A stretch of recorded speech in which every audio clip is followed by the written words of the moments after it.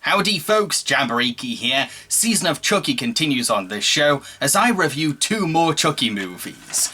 Curse of Chucky and Cult of Chucky. So let's start with Curse of Chucky. Paraplegic Nika Pierce lives with her mother Sarah in an old worn-out house. One day, the family receives a mysterious package, and they open it up to find a good guy doll. Sarah throws the doll away, but later that night, Nika finds her murdered mum in a pool of blood, and her death is ruled as a suicide. While grieving the loss of her mother, Nika is visited by her sister Barb, her brother-in-law Ian, their daughter Alice, Alice's nanny Jill, and the family's Reverend Father Frank. Barb insists that Nika needs to sell the house and get assisted living, but Nika is adamant that she's independent enough to cope alone. Little Alice then finds Chucky and carries him with her for the rest of the day. What follows is a night of terror as Chucky begins killing everyone off one by one. But why has he targeted Nika's house? This film pretty much goes back to the roots of Chucky, by being more focused on scares and tension than self-aware comedy. It's a drastic change of tone compared to the last entry, Seed of Chucky, which was an all-out campy comedy. The question is,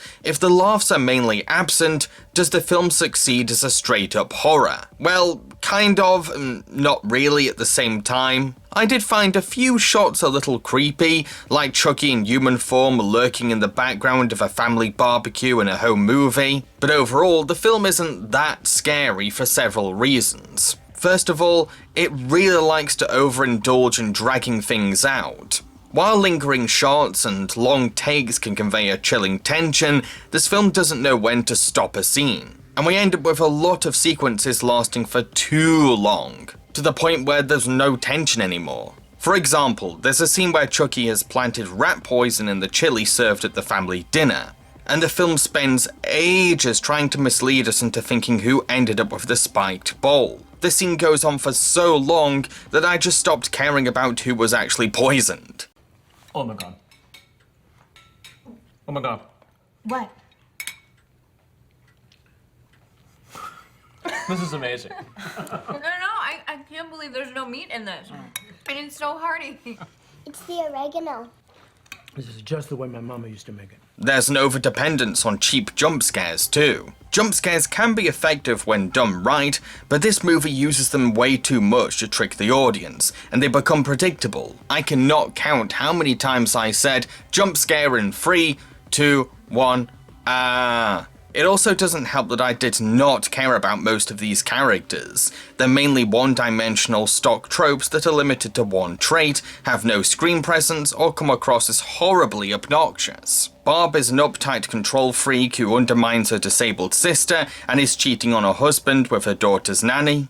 Can you read us a bedtime story? Auntie Nika's tired, sweetie. We'll let her rest now. I'm fine. It's important that you don't overextend yourself. Ian is a complete bore who secretly spies on his wife with a camera hidden in his child's toy and keeps trying to get a bit too close to Alice's caretaker. I am not sleeping with the nanny. No, of course, you couldn't be that stupid, Barb. Knowing that if I could prove such a thing, I could easily take Alice away from you.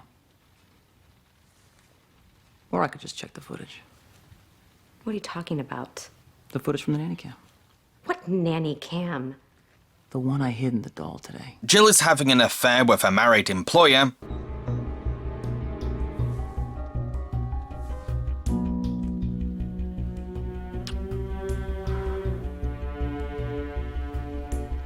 while the priest is a bland spiritual advisor archetype with all the charisma of a dry mushroom.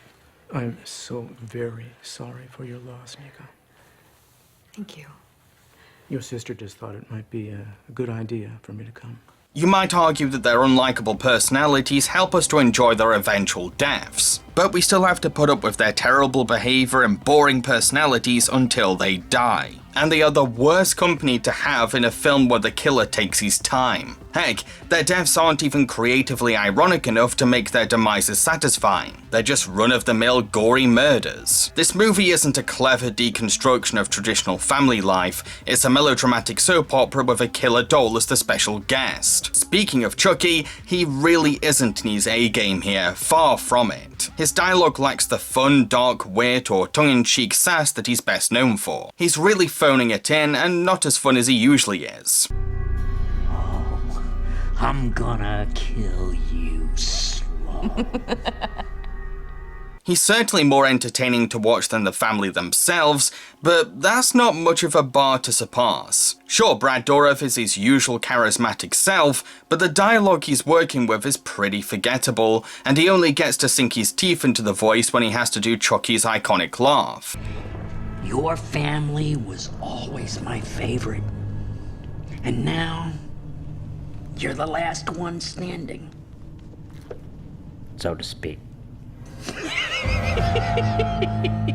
The film is mainly just awful people being dicks to each other until they are murdered by a serial killer, which is how I describe most average slasher films. I know people complain about Seed of Chucky being too silly, but at least it embraced its melodrama and had fun with itself. Curse of Chucky's family antics are just plain miserable to sit through and go nowhere at all. You resent the fact that I actually have a life. No, Barb, this isn't about anything. But you know what, Nika? It isn't my fault.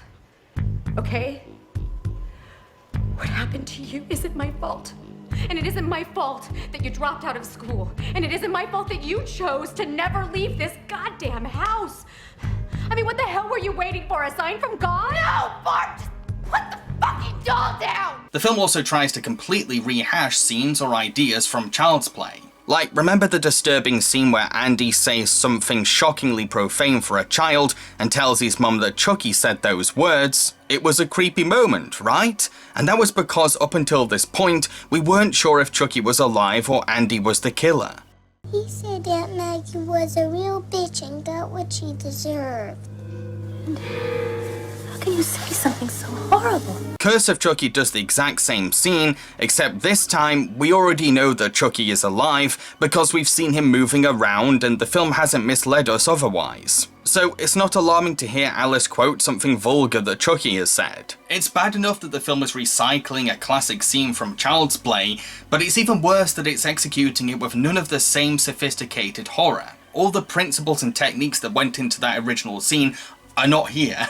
The original Child's Play also juxtaposed Andy's parental loss against Chucky's murders. This really supported the movie's horror, because it added to the theory that Andy was maybe the killer, and having no one believing him about Chucky played into his loneliness since his dad's death. Curse of Chucky tries to do the same kind of juxtaposition of family drama and serial killer murders, but besides having Jill saying that Alice is sad lately, anything that keeps her this happy is fine by me. She's been so sad lately. showing her briefly grieving over the loss of her grandmother, Did Grandma go to heaven?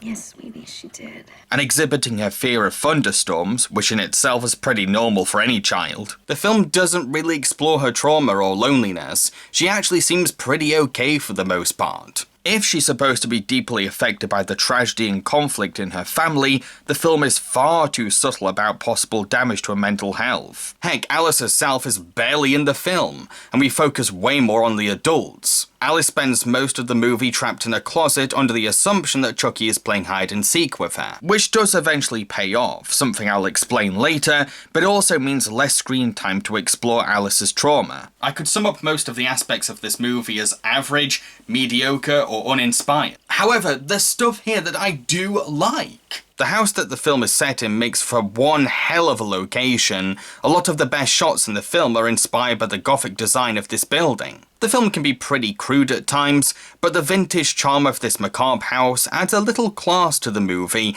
and even compensates for the shoestring budget a little. The old-fashioned elevator that Nika uses to get up or down the stairs is also so rickety and unreliable that its breakdowns can add tension to some scenes. It's another reason why the set often outshines the cast itself and becomes the bigger star.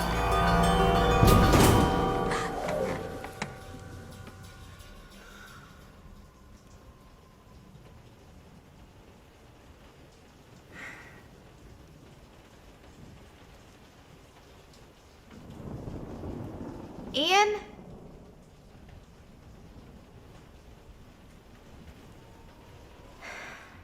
Now, you may have noticed that I didn't bring up Nika when discussing the characters. That's because she is not an example of an unlikable character. Heck, I'd say that she's the most sympathetic character in the entire film. Nika is a disabled woman who has a lot of confidence in herself and is proud of how well she survives while living alone. However, her judgmental and manipulative sister constantly devalues her capabilities. She's more than just a woman who can't walk. She's also tough-spirited and not afraid to stand up for herself. I'm disabled, Barb. I am not a child, and I'm perfectly capable of taking care of myself. She's a brilliant and loving auntie to Alice. Here, you.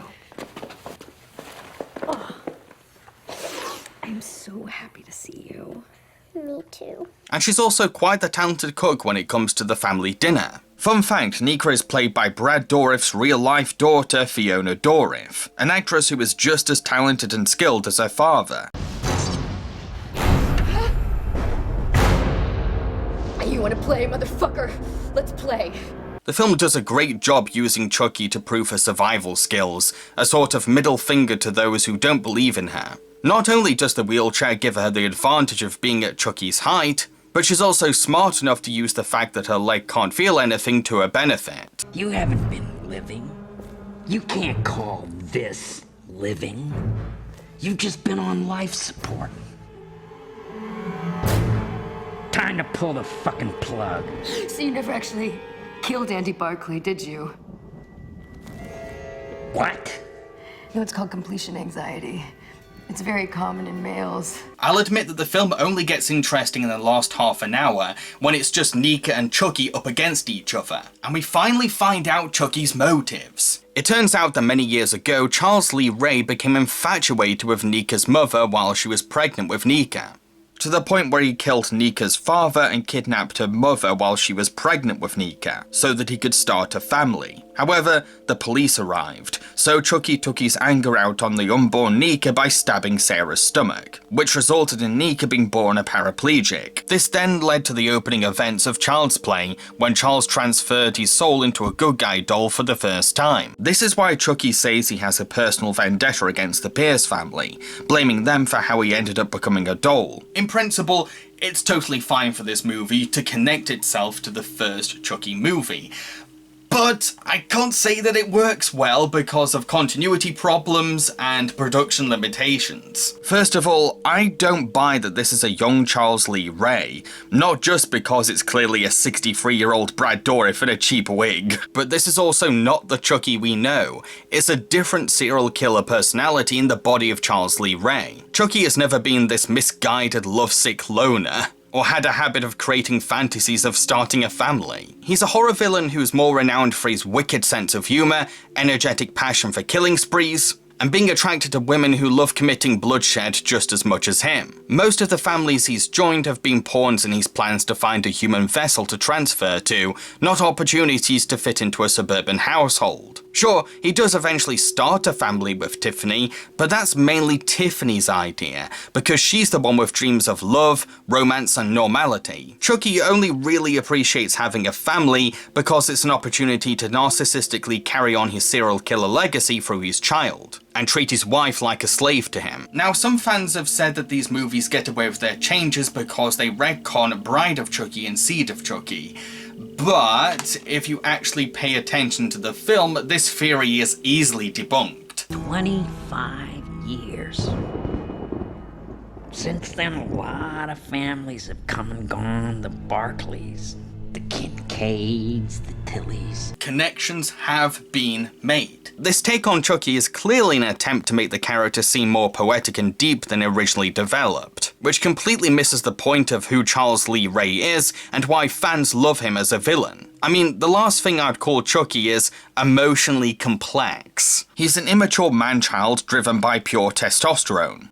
Not to mention, if Chucky had a personal vendetta against Nika and her mum after what happened, then why did he wait this long to get revenge? Why were they never one of his major targets in the first film? Why do the other Chucky movies never bring them up? The last character to portray him was Tiffany. She's who he would naturally go after once alive again. Oh, and in Seed of Chucky, Chucky came to accept that he was renowned for being a killer doll, proud even. It was a huge part of his character development. As a doll, I'm fucking infamous. I'm one of the most notorious slashers in history, and I don't want to give that up. I am Chucky, the killer doll, and I dig it!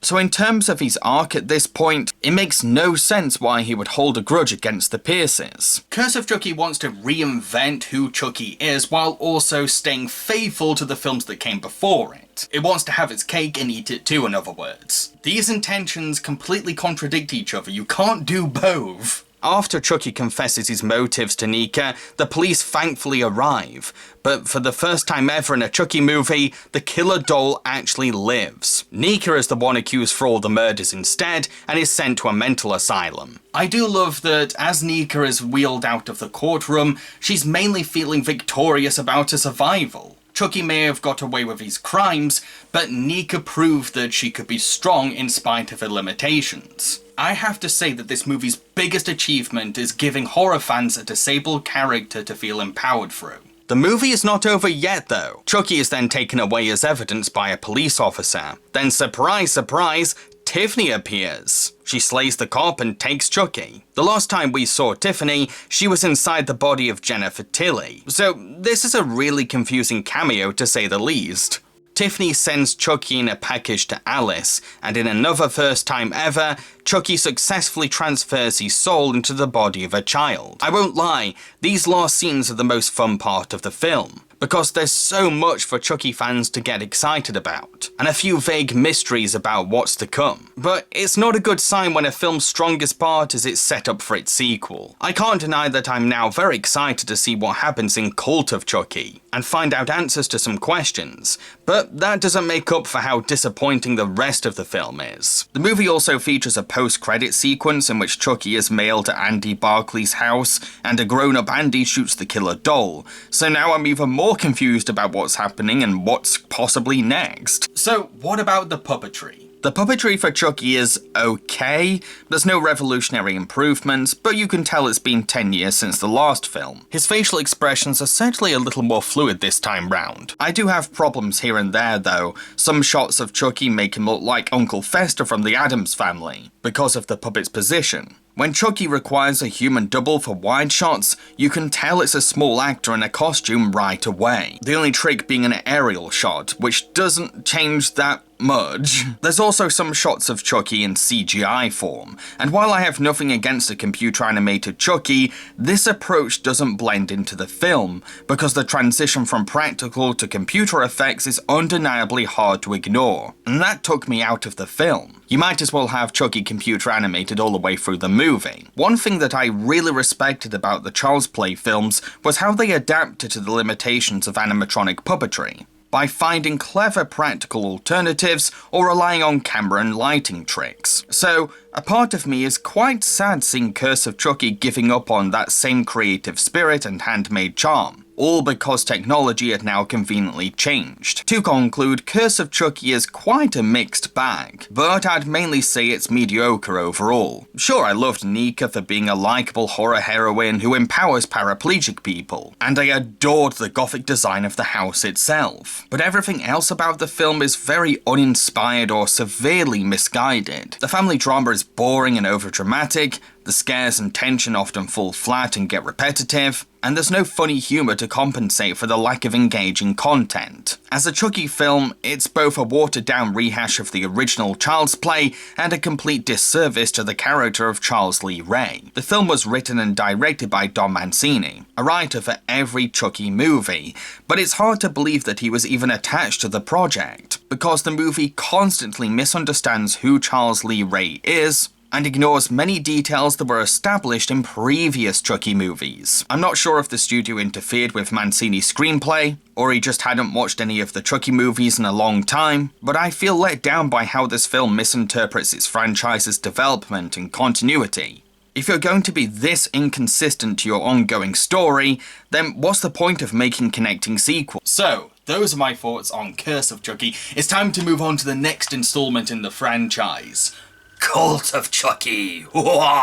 After Nika is convinced that Chucky isn't alive and that she committed the murders herself, she's moved to a new mental asylum where she will take part in therapy sessions with other recovering patients. Nika does end up befriending a patient with multiple personality disorder, but she still ends up feeling out of place, because some patients don't trust her based on her history. Then things start getting weirder when Tiffany Valentine visits Nika under the identity of being Alice's guardian, to inform her that Alice has died and left her good guy doll to her auntie. After Nika realizes who Miss Valentine really was, Nika becomes adamant to prove that Chucky has somehow sneaked into the building, but no one will believe her. Ever since I started doing Season of Chucky on this show, many people have been commenting their excitement about me getting around to Cult of Chucky, with folks either saying it was their favourite Chucky movie or one of their favourite films, period. This certainly made me curious to see what all the fuss was about. After watching it, well,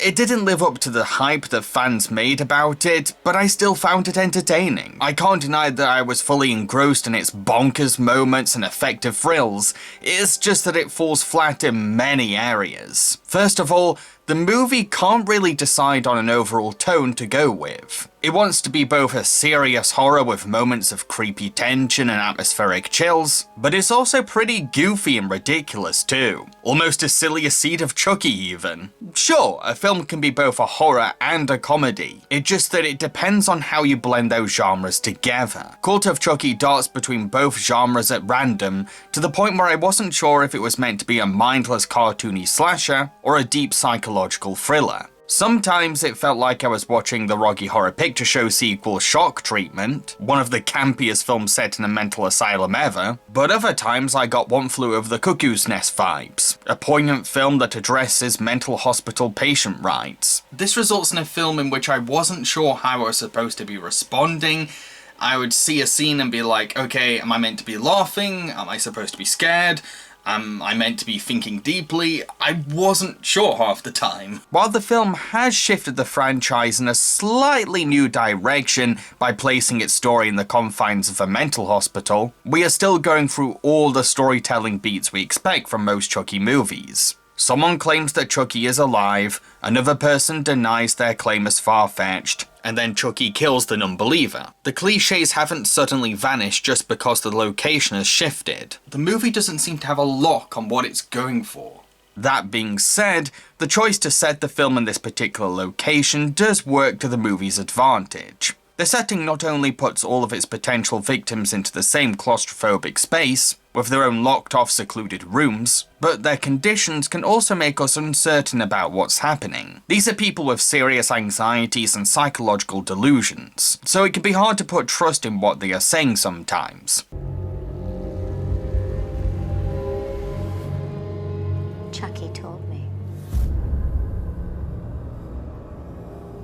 Angela. He called me on the phone. He said to tell you he's coming for you. Now that you can have visitors.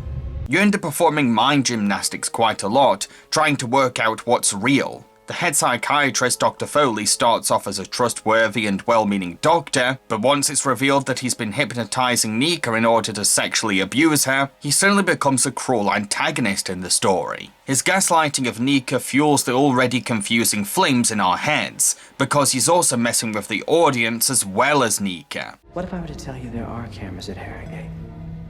Hidden cameras, everywhere. And your every move has been recorded.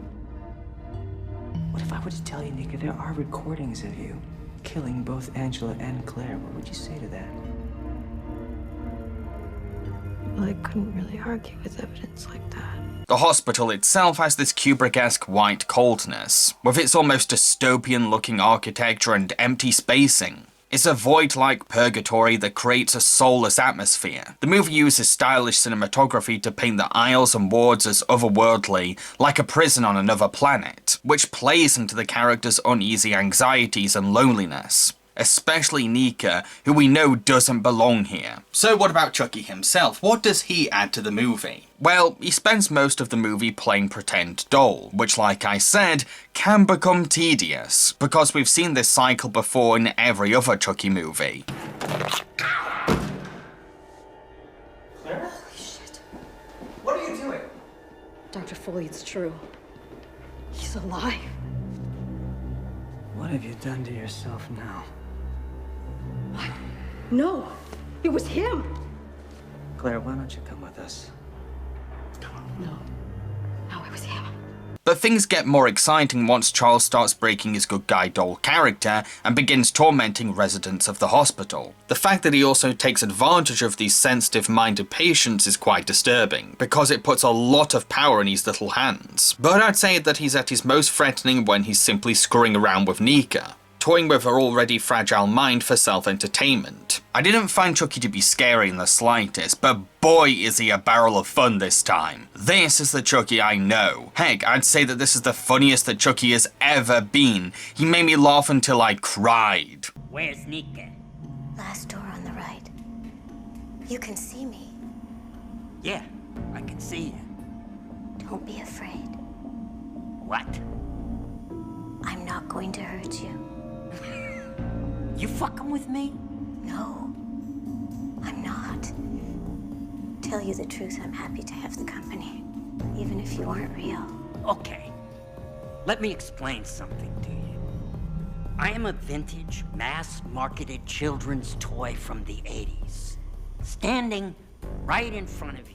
He's at his most hilarious when we find out that he's possessed 3 different good guy dolls. Watching a trio of Chuckies banter with each other and enjoy murdering together is totally priceless dark comedy. Now I'm gonna go kill Andy. No, I want to kill Andy. I earned it. I've been through a lot today. You got to suck titty today. Look what happened to me. Hello? Look at my hair. Oh shit, you win. Absolutely. Sorry, pal. You go fuck 'em up real good. Have fun. The first act is all about manipulating Nika and the audience into not knowing what's going on. But once Chucky is revealed to be alive, and Dr. Foley turns out to be abusing his power, the film doesn't know where to go from here on in, and I think that's all because these two antagonists don't seem to have strong motives, or at least motives that can hold a whole film. Dr. Foley is just doing whatever he wants when he wants, with no overall big plan besides retaining his power, while Chucky just seems to be going around messing with patients' heads or committing murders for fun, which is certainly in character for him, but not exactly a solid setup for a flowing narrative, with Nika being extremely disadvantaged by asylum security, her own disability, her frequently hypnotized state, and no one believing her. There's very little she can actually do to carry the film, so the movie's direction is in the hands of two antagonists who are just doing as they please in their own time and pace, which is what makes the storytelling very wobbly. Expect a lot of meandering. We also work out the twist that there's more than one good guy doll being possessed in the hospital very early, because it becomes an obvious explanation quite quickly, so we're mainly playing the waiting game until Chucky eventually reveals his main reason for breaking into the asylum. You see, it turns out that Chucky got fed up of using Alice's body as a vessel for his soul because she's a fragile child. So he ended up killing her in cold blood. He then discovered a voodoo spell online to help him possess more than one body. Hence why we end up with 3 different Chuckies. He decided to make Nika his new body, so he worked with Tiffany to get inside the asylum and pull off their plan. First of all, it's never really made clear why Chucky chose Nika for his soul transfer. It seems like an overcomplicated solution to finding an adult body, when there are many other adult humans out there, one's not guarded in a mental asylum. Secondly, how did Chucky convince Tiffany to help him? Tiff left him in seed of Chucky, officially cutting him off so that she could focus on becoming human again, which really pissed off Chucky. It's never explained how they both patched things up. Don't get me wrong, it's great to see Jennifer Tilly reprising Tiffany.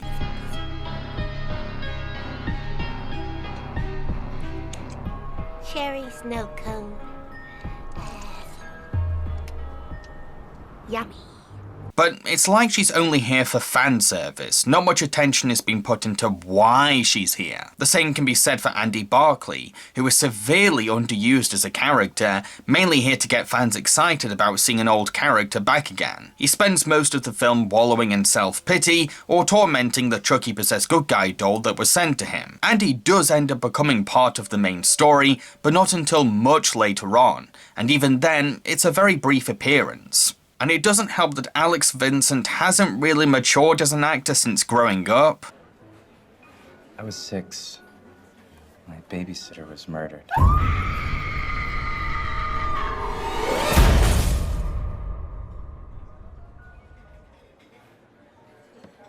along with my teacher and my caseworker and 37 other people over the years that I'm aware of.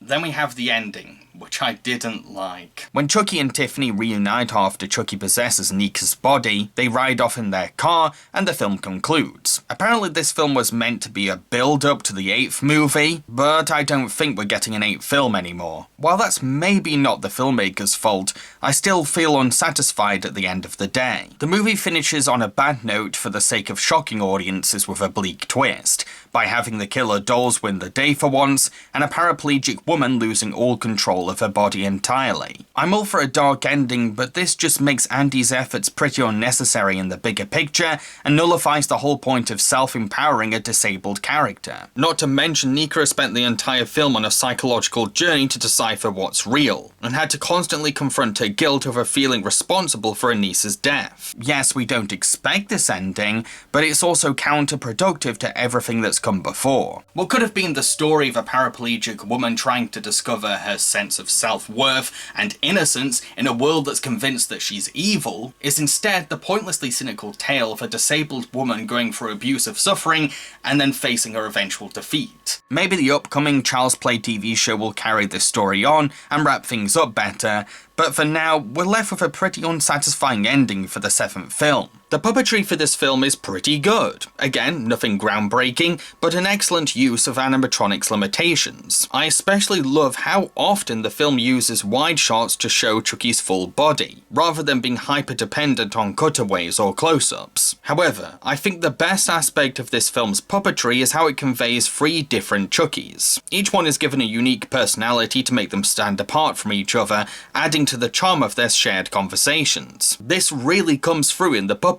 To conclude, Cult of Chucky is certainly stylish for a movie with a shoestring budget, makes good use of its mental hospital setting, plus features Chucky at his most hilariously entertaining yet. But it's let down by a lack of strong motives for its villains, the same predictable beats we expect from most Chucky movies, overindulgent extended cameos that go underused or underdeveloped, and an uncertainty regarding its overall intended tone. I think what also made the film disappointing was how it didn't live up to its own name. A title like Cult of Chucky makes the movie sound like it's about a religious sect or underground movement, but it's really just 2 serial killers making decent use out of a voodoo spell they conveniently found online. I was expecting some big conspiracy to be behind everything, but nope. They might as well have just called the film Trio of Chucky instead. So those are my thoughts on Cult of Chucky. I've been Jamboree, and I hope you enjoyed this review. If you did, then feel free to like, subscribe, and share. What am I going to be reviewing in the next episode of Public Panic? Well, Season of Chucky is coming to an end, as I review the latest installment in the franchise, the Child's Play remake. Cheerio, folks.